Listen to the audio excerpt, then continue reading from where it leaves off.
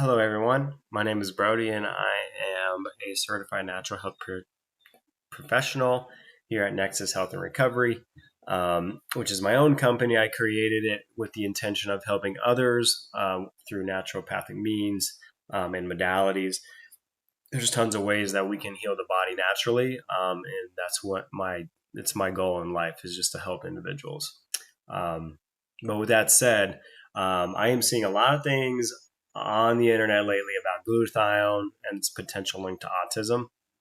Um, and I want to go over that. But more importantly, glutathione to me, it's super important as well because I used to drink a lot. And individuals who know me can say, yeah, he has a couple of drinks in his lifetime. So, anyways, as we know, drinks in America are not necessarily regulated. So, what I mean by that is the mycotoxins that were stored in the grains, storage life, stuff like that, can build up over time through storage. So, as they ferment these beverages, they can create mycotoxins um, when fermented. So, on top of alcohol and ethanol already being a burden on the liver, but you're introducing mycotoxins as well into the liver. So you're kind of creating like this double toxic overload whenever you ingest alcohol. So glutathione, when I started really trying to hit recovery hard, helped in a tremendous way. And here's why. So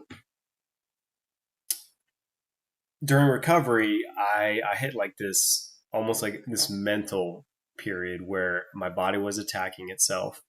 I felt like I was going crazy, absolutely crazy.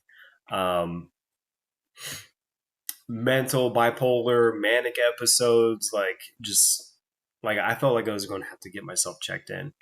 Um, but I know part of it does have a role as being a prior veteran. I do have PTSD as well. Some hypersensitivity issues, anxiety, normal stuff that's to me is it's kind of been normal my whole life, right? So dealing with that, but these were kind of different, right? These almost like schizophrenic, like just really going crazy. And I totally believe that this was due to oxidative stress because, like I said, oxidative. Well, I haven't said yet, but notes say oxidative stress creates a toxic burden on your central nervous system and in the brain. And that's pretty much where I'm going to get to here in the next section here about Tylenol and its potential link to autism and the whole vaccination exposure and all that. So I'm kind of tying the two together because, like I said, glutathione, it's amazing. So after taking glutathione, my symptoms went away. Like I felt fine. And I felt it the first dose, which is why I'm like, holy mackerel. So this is something that is needed for detoxification. Um, and yeah, I just get excited whenever I hear the word. So it's huge. So here I'm going to kind of go through why it's a potential cause when you utilize Tylenol along with vaccines and other things. Like I said, this is a potential outcome, right? When these are used in succession to cause autism. And there are numerous factors, right, that can cause autism. Genetics can cause autism. And other factors like, ADHD, OCD, all those things can be genetic as well. But there have been a lot of studies, and I can provide references as well that are all peer reviewed. A lot of references that are linked to oxidative stress and ADHD, OCD, autism. Some of the spectrum disorders can be linked to oxidative stress. So, and it starts like this. So, once you get a vaccine, right? So, what does our bodies do? Our immune systems kick in, and they start to produce, antibodies, T cells to fight infection. Your liver starts working to detoxify the body, via glutathione and other detoxification pathways. So as an infant, their immune system is not even fully developed. So you're going to bombard this kid, child, infant, baby, with vaccine, and you're already going to be putting a hurting on them. So then what happens, right? The child goes ahead and gets a fever. So then the parent's like, oh man, I got to give him some Tylenol to reduce this fever load. Yeah. So Tylenol, let me get to my notes. Acetaminophen, or APAP, as we know, in high doses, it's hepotoxic, right? So it's toxic to the liver. And when processed through the liver, it creates a compound called N-acetyl-P-benzoyquinonamide, or NAPQI. This leads to oxidative stress, DNA damage, cell necrosis in the liver, right? So we're putting a hurting on these babies, right? Like I said, their livers aren't fully developed, their immune system's not fully developed.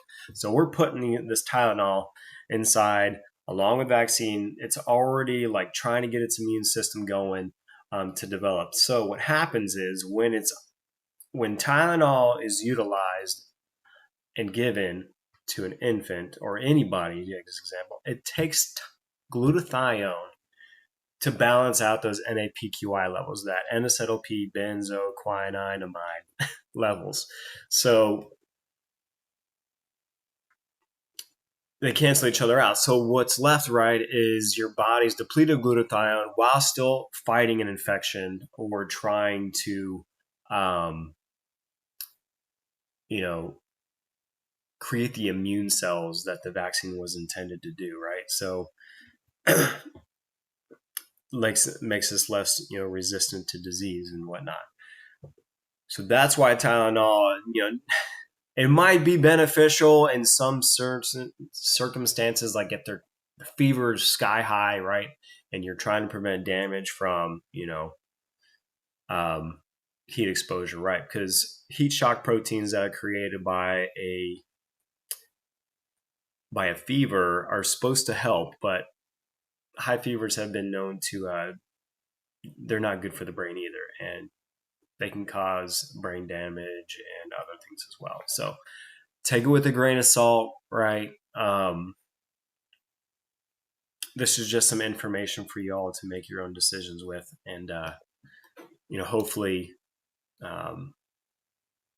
just make better decisions. I'm very passionate about this stuff, and I plan on making more content about this type of thing. So a little bit about my practice though as well. I'm going to jump over to another portion of why I wanted to create a video. This is kind of like my introduction video. So me myself, like I said, I was heavily into alcohol and other things. So I wanted to create a recovery system, if you will, that helps individuals with not just recovery, but gut microbiome issues. If you ever came into mold or you have parasitic infestation, a lot of knowledge that I want to help individuals. And my consulting fee, we thought about it for a while, and it's going to be non-existent. I plan on doing this as a ministry. I plan on doing this for donations if possible. But like I said, it's not necessarily about money. I want to get people going and healed. In reality, it's not going to be me healing anybody.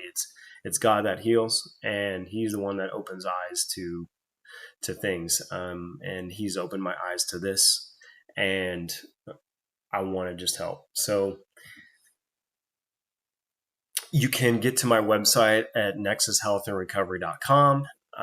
Kind of just explains like everything that I do and what I have knowledge over. And I look forward to growing with individuals as well. I don't know everything yet, and I never will. But so I look forward to growing with you as well. And like I said, I wish you guys the best of health, and just have a wonderful day, and please feel free to hit me up, and we'll get you feeling better in no time.